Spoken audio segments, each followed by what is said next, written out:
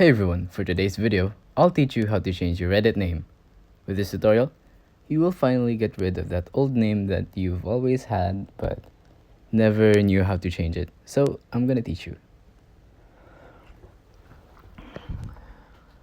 So open Reddit, go to your profile thing here, and then tap on settings, which is right here, and scroll down to help center. Right here. So it's gonna give you a search bar. Type username, and then as you can see here, there are many options, but we're gonna click on can I change my username. Let's go here, and then tap on no, and submit a request, and then just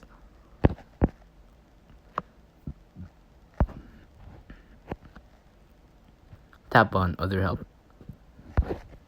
and put your thing here, your details, your email, subject, which is your username, and the details saying that you don't know how to do it, can you ask them to change it, and your username and attachments, but these are optional. So once you're done with this, just submit and they will reach out to you in 24 hours.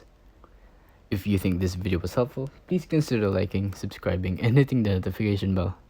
If you have any questions, feel free to comment down below.